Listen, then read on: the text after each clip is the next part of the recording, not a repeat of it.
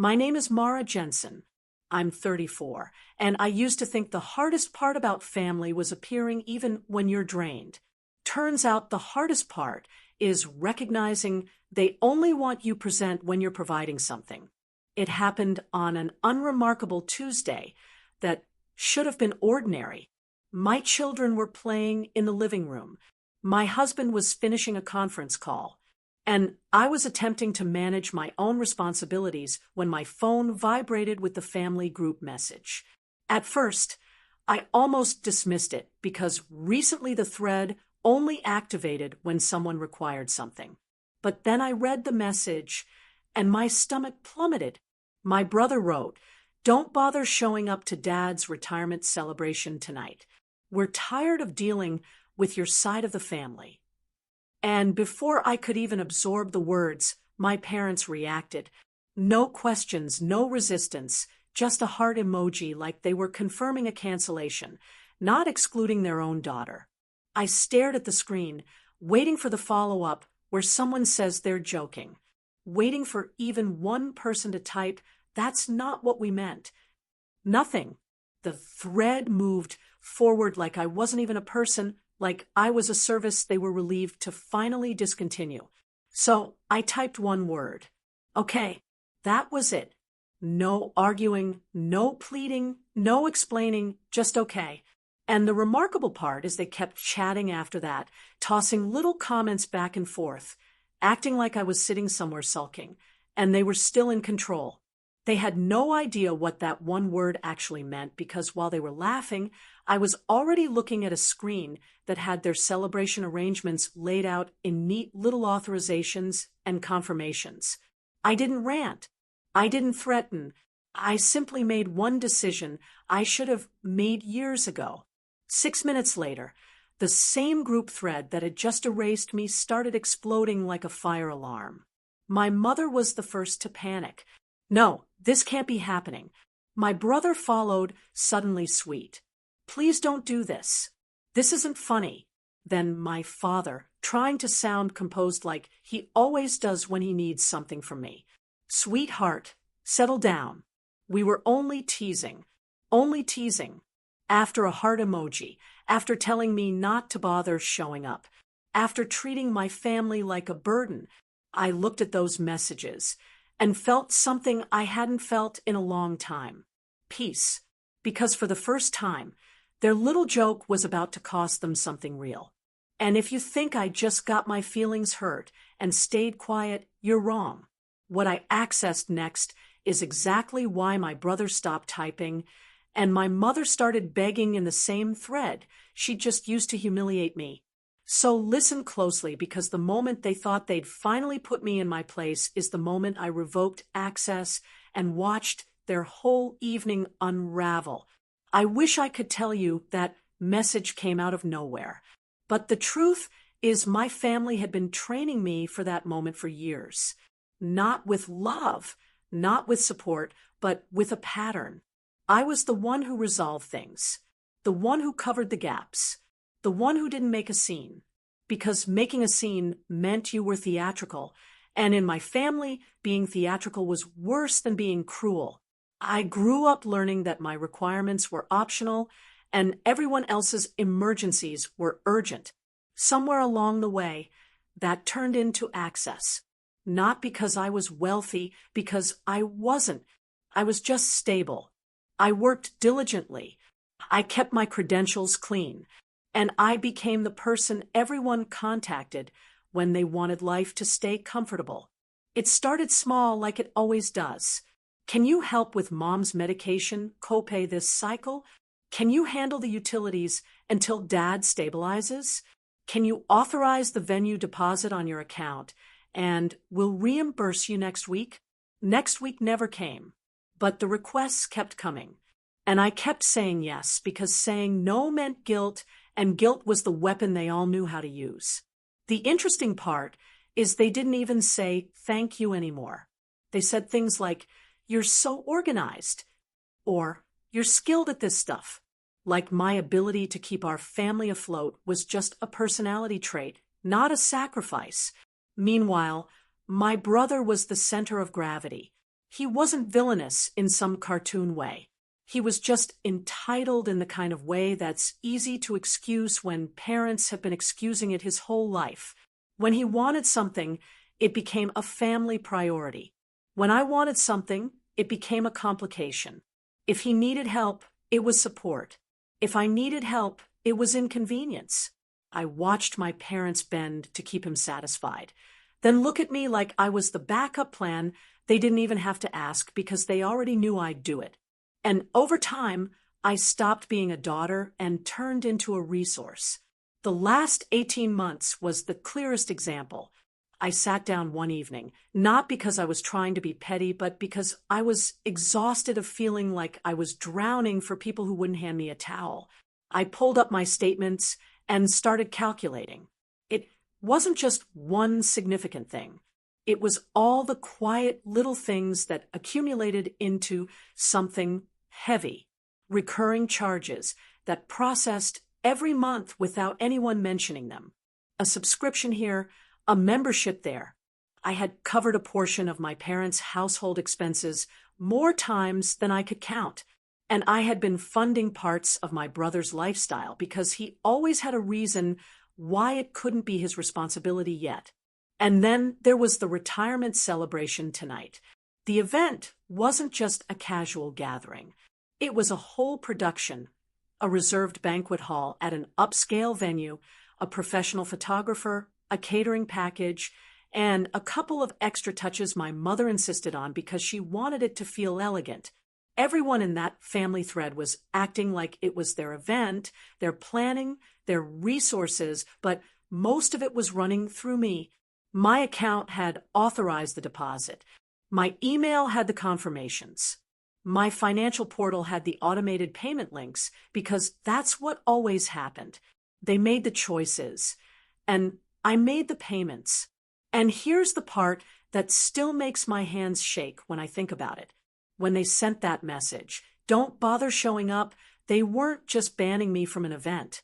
They were banning me from the one thing they still expected me to provide without question. They wanted the comfort, the venue, the photographer, the smiling images, the perfect little family moment. But they didn't want me, not my voice, not my children, not my presence, just my access. So when I typed OK, it wasn't me giving up. It was me finally understanding the role they'd assigned me and deciding I was done playing it. The moment I set my phone down, I could feel my heart pounding in my throat like it was trying to talk me out of what I already knew I had to do. My husband muted his microphone, looked at my face, and didn't even ask what happened first. He just said, "What did they do now?" I handed him the phone. He read the message, saw the heart emoji from my parents, and his expression changed in that quiet way people do when they're trying not to explode. "They can't be serious," he said. I shrugged because that's what I'd trained myself to do. Shrug like it doesn't hurt. Shrug like you didn't just get erased in front of everyone. But inside, something snapped clean. Not loud, not dramatic, just final. I walked into the office, opened my laptop, and pulled up the email folder I kept for family matters. Yes, I had a folder. That should tell you everything. Retirement celebration confirmations, receipts, authorization links, vendor contact forms, all the tedious adult details that make events happen. The stuff nobody notices until it's gone. My hands were steady now, and that scared me more than the shaking would have, because steady meant I wasn't reacting. I was deciding. I clicked on the venue confirmation first. Banquet hall deposit charged to my account. Balance due upon arrival. There was a cancellation link in the email. I hovered for half a second, and a part of my brain tried to whisper, "Don't do it. You'll regret it. You'll be the villain." Then I remembered the heart emoji. I clicked. The screen asked me to confirm the cancellation and warned that deposits were non-refundable within 48 hours. I didn't flinch. I confirmed it anyway. Next was the photographer. My mother had sent me the portfolio link 3 weeks ago with little excited messages like she was so thrilled and I'd paid the booking fee because she didn't want anyone mediocre.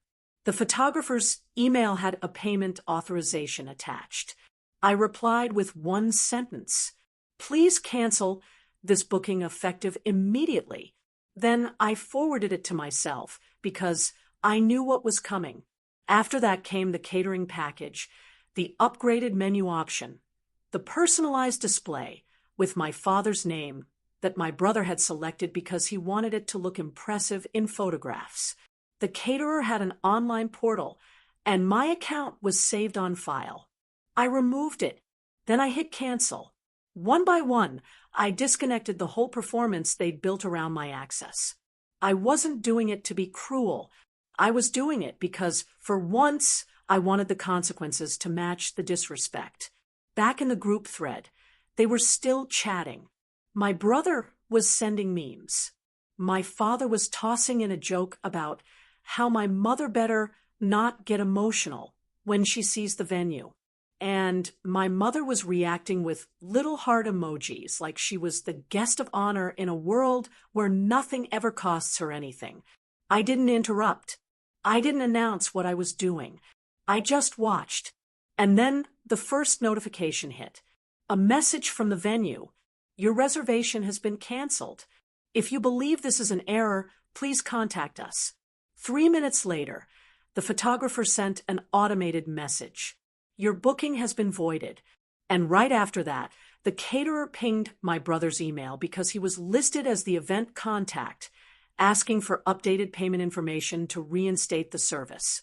That's when the group thread finally stopped joking. One bubble popped up, then another, then all at once, like someone kicked a hornet's nest. My mother typed first. "No, this can't be happening." My brother followed immediately. "Please don't do this. This isn't funny." And then my father, trying to keep the tone soft, like I was a toddler about to have a tantrum, instead of a grown woman they just tried to exile. "Sweetheart, settle down. We were only teasing. Only teasing."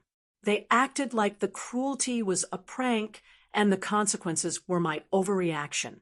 My husband leaned against the desk, arms crossed, and said quietly, "Don't you dare fold." I looked at the screen, at the panic they suddenly couldn't hide, and I realized something that made me almost laugh. They didn't care that they'd hurt me. They cared that their evening was falling apart. And for the first time in my life, that wasn't my problem to fix. That night, I barely rested, not because I felt guilty, but because my brain wouldn't stop replaying every moment that led to that heart emoji. I lay there staring at the ceiling while my husband breathed steadily beside me, and it was like my memory finally got permission to speak. I remembered being 17 and saving up for months to buy my first decent laptop. The one thing that made me feel like I had something of my own, and then watching it disappear because my brother needed funds for a last-minute opportunity with his friends, and my parents said it was important for his networking.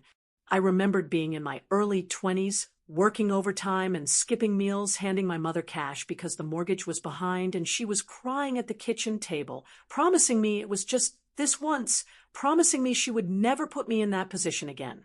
A few months later, my brother posted images from a weekend trip my parents surprised him with, and my mother commented about how proud she was to give him experiences. I remember smiling at those images like a fool, telling myself it didn't matter, telling myself family was family. Then there were the quieter cuts, the ones that didn't look like abuse from the outside because nobody was screaming. My wedding was modest and simple, exactly what we could afford. And I didn't ask anyone for help because I'd learned early that asking only led to disappointment. My parents showed up late, my mother complained about the parking, and my brother spent half the time taking pictures of himself instead of looking at me. When I had my first child, my mother visited long enough to hold the baby for a photo, then left because my brother needed her for something urgent that turned out to be shopping. When I had my second, I got a message that said, "Congratulations," with a heart emoji. And then 4 days later, I got another message asking if I could cover an unexpected expense. I was always the backup plan, the safety net, the person they assumed would stretch until I snapped and still apologized for snapping. And access was just the easiest leash. Every time I tried to set a boundary, they turned it into a character flaw. If I hesitated, I was selfish. If I asked questions, I was suspicious. If I said no, I was punishing them. They made it sound like my only two options were to authorize or be the villain. For years, I picked authorizing because at least it kept the peace. And peace felt like love when you grow up starving for approval. But that night, after the group thread meltdown, something finally clicked into place with a kind of clarity that scared me. It wasn't that they were confused about what they were doing. They weren't careless. They were comfortable. Comfortable humiliating me publicly. Comfortable watching me swallow it. Comfortable assuming I would still appear with my account open even after they told me not to bother showing up. That heart emoji wasn't silent approval of my brother's message. It was silent approval of the role they'd assigned me. Donor, fixer, scapegoat, whatever name you want to give it. It was never daughter in the way it mattered. And once I admitted that, I couldn't unsee it. I got out of bed before sunrise, padded into the kitchen, and opened my laptop again, not to cancel something else just yet, but to look at the truth in black and white. I pulled up bank statements and email receipts. Not because I wanted to punish them, but because I needed to stop letting them rewrite reality every time they got caught. I made a list of what I'd authorized in just the last few years, and the numbers looked surreal when they were all together. Recurring charges, subscriptions, repairs, contributions, advances that never came back. Deposits for events I didn't even enjoy. Thousands upon thousands poured into people who treated my presence like a contamination. And sitting there with that list, sipping coffee while my house slowly woke up behind me, I felt the last bit of hope drain out of my chest.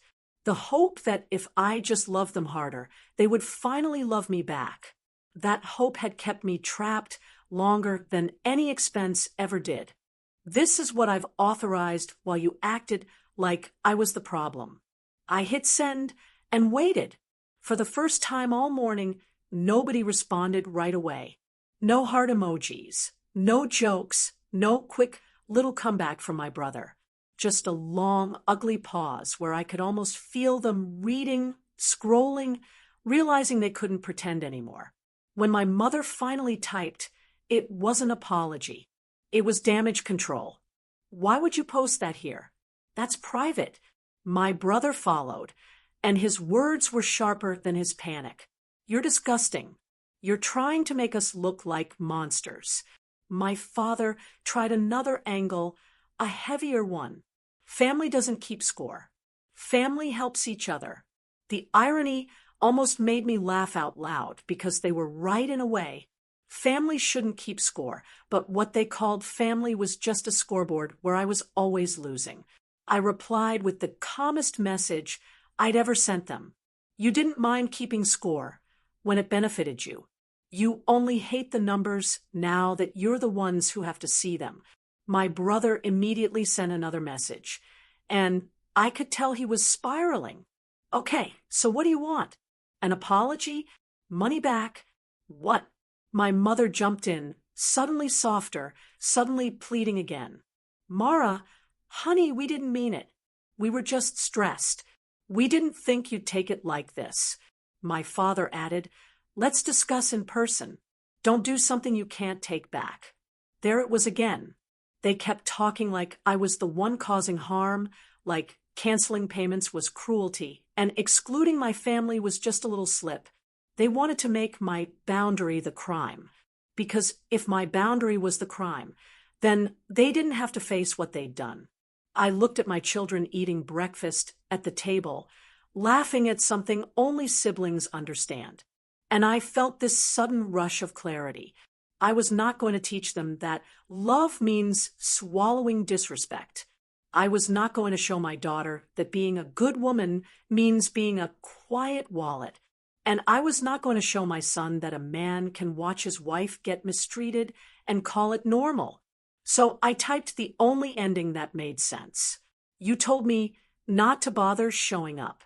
You said you're tired of dealing with my side of the family. So here's what changes.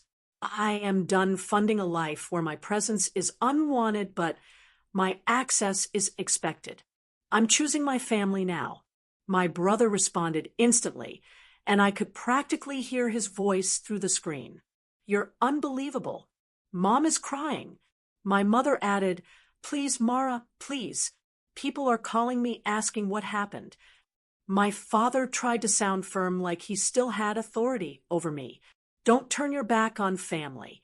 And that was the moment I knew it would never click for them unless I made it final. Because to them, family wasn't something you protect.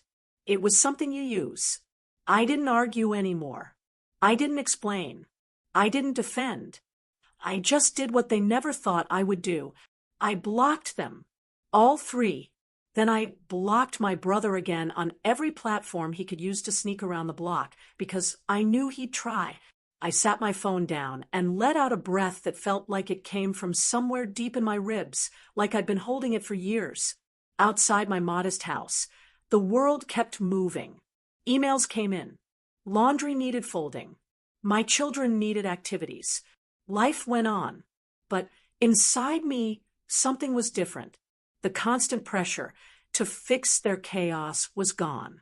And that night, while they scrambled to salvage a celebration with no venue, no photographer, and no caterer, I did something I hadn't done in a long time. I ate dinner with my husband and my children without checking my phone every 3 minutes, without waiting for the next emergency I was expected to authorize.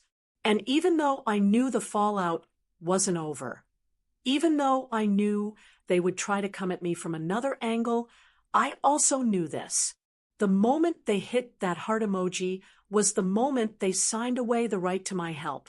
The documentation was only proof.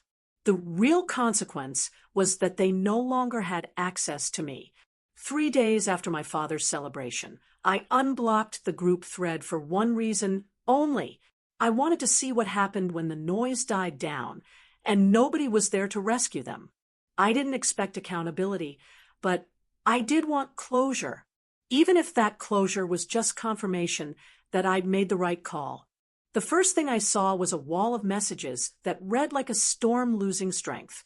At the beginning, it was rage. My brother had typed paragraphs about how I was selfish, unstable, resentful, all the words people use when they can't control you anymore. My mother went from angry to wounded to theatrical, talking about how she'd never been so humiliated in her life, how family is all she has, how I ruined Dad's celebration on purpose. My father tried to act like the referee, telling everyone to stop, then turning around and blaming me for creating division. But as the hours passed and the real world didn't bend back into place, the tone shifted. The messages got shorter. The insults turned into questions. How are we supposed to fix this? Can we discuss? Please answer. There was one message from my mother that hit me harder than the rest because it wasn't loud. It was small. I don't understand why you're doing this to us. And for a second, the old me wanted to jump in and explain everything.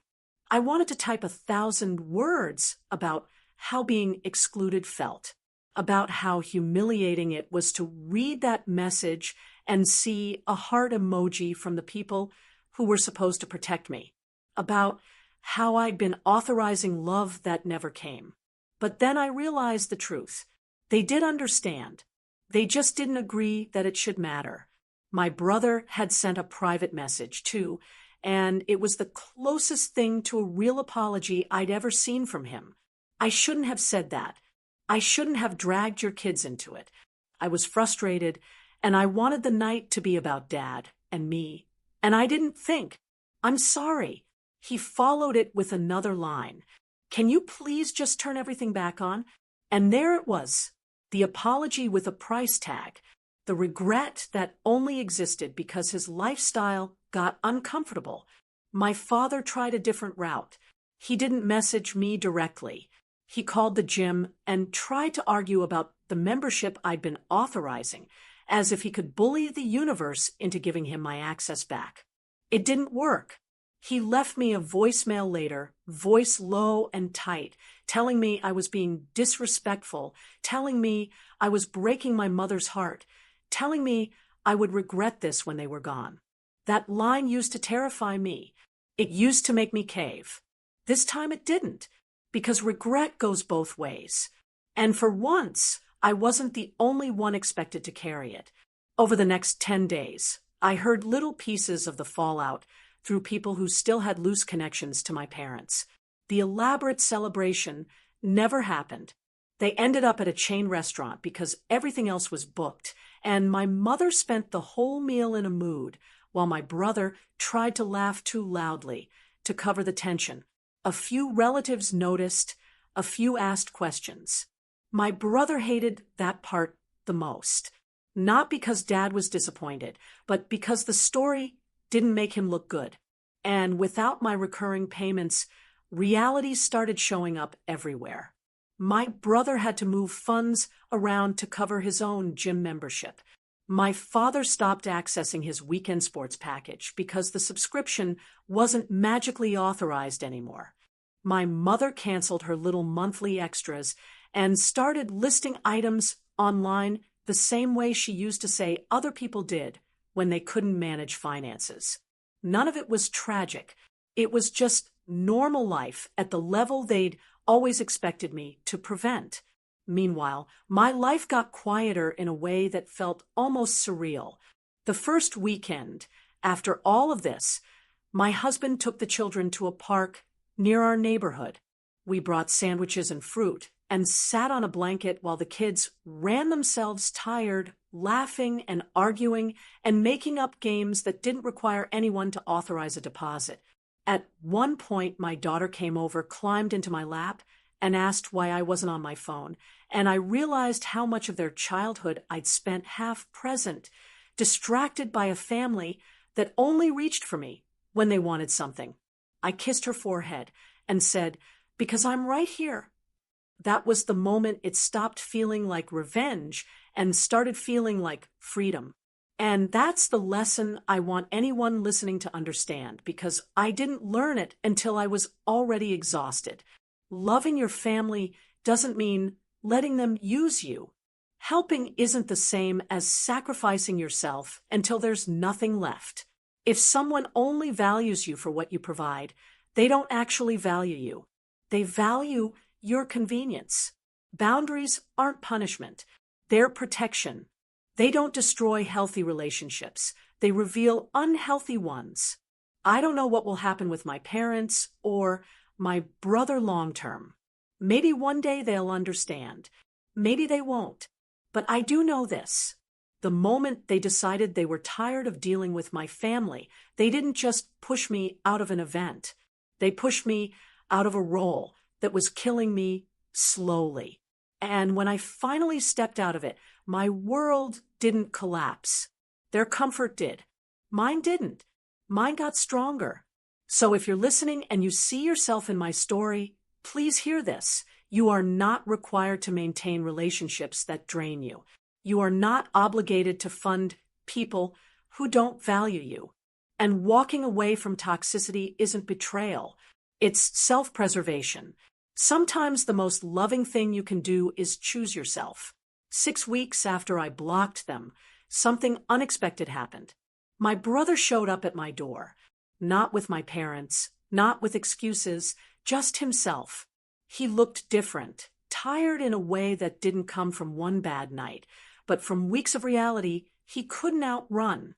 I didn't invite him in immediately. I stood in the doorway with my hand on the frame and waited. "I need to talk to you," he said. His voice was quiet, none of the usual confidence. "Can I come in?" I thought about saying no. I thought about closing the door, the way they'd closed me out of that thread. But something in his expression stopped me. It wasn't the panic from the group chat. It wasn't the anger. It was something closer to shame. I stepped aside and let him in. We sat in my living room, and for a long moment, he just looked around like he was seeing my life for the first time. The toys in the corner, the family photos on the wall, the small, ordinary, beautiful life I'd built without their approval. I didn't know, he said finally. I didn't know how much you were covering. I mean, I knew you helped, but I didn't know it was that much. I didn't soften it for him. You didn't want to know? I said, because knowing would have meant you had to stop taking. He nodded slowly, and I saw his jaw tighten. Mom and Dad are struggling, he said. They're fighting about money. Dad's talking about selling the house. She's not doing well. I felt that old reflex kick in, the urge to fix it, to ask what they needed, to open my account one more time. But then I remembered the heart emoji. I remembered the screenshots. I remembered my daughter asking why I wasn't on my phone. That's not my responsibility anymore, I said. My brother looked at me, and for the first time, he didn't argue. I know, he said quietly. I'm not here to ask you to come back. I'm here to say I'm sorry. The words hung in the air between us. An apology without conditions, without a request attached, without a price tag. I was cruel, he continued. I treated you like you owed us something just for being family. And when you finally said no, I acted like you were the problem instead of looking at what we'd done. His voice cracked slightly. You were right to walk away. I didn't cry. I didn't rush to forgive. I just sat with it. Thank you for saying that. I said finally, but an apology doesn't erase what happened, and it doesn't automatically restore access. He nodded. I know. I'm not asking for that. I needed you to know that I see it now. What we did, what I did. We sat in silence for a moment. Then he stood to leave. At the door, he paused. If you ever want to talk, he said, I'll be here. No expectations. No requests. Just if you want to. I watched him walk to his car, and I felt something shift. Not forgiveness, not reconciliation, but possibility. The possibility that one person in my family might actually learn. 2 months later, my mother called from a number I didn't recognize. I almost didn't answer, but curiosity got the better of me. Mara, she said, and her voice was different. Smaller. I know you blocked me.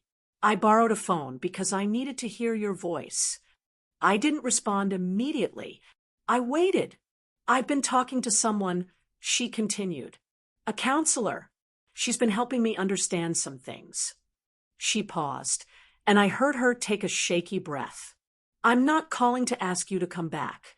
I'm calling to say I'm sorry for the heart emoji, for dismissing you, for treating your generosity like it was obligation. I closed my eyes. Mom, let me finish, she said. Please. I know I don't deserve it, but let me finish. I stayed quiet. I've spent the last 2 months looking at our family, really looking, and I see what we did to you, how we made you responsible for everyone's comfort while treating your needs like inconvenience, how we took and never once asked if you were okay. Her voice broke.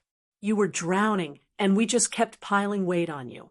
And when you finally said you couldn't carry anymore, we blamed you for dropping it. Tears started rolling down my face, but I didn't make a sound. I don't expect you to forgive me, she said. I don't expect you to let me back in, but I needed you to know that I see it now. I see you, and I'm so sorry. We sat in silence on opposite ends of the phone. Thank you for saying that, I said finally, my voice thick. It doesn't fix everything, but it matters. I know, she whispered. I know. When we hung up, I sat on my couch and cried. Not sad tears, not angry tears, but release. The kind of crying that happens when something you've been carrying finally gets set down. My husband found me there and just held me while I let it all out. They're finally seeing it, I said into his shoulder. Some of them, at least. Good, he said simply. You deserve to be seen. I don't know what the future holds with my family. Maybe we'll rebuild something new with boundaries and respect. Maybe the distance will remain. But what I do know is this. I am no longer willing to set myself on fire to keep them warm. I am no longer willing to fund a life where my presence is unwanted, but my resources are expected. And most importantly, I've taught my children that love without respect isn't love at all. If you're watching this and you see yourself in my story, please hear this. You are not required to maintain relationships that drain you. You are not obligated to fund people who don't value you. And walking away from toxicity isn't betrayal. It's self-preservation. Sometimes the most loving thing you can do is choose yourself. Our team at Truth and Consequence Productions is dedicated to creating powerful emotional stories that are meaningful, thoughtful, and responsible.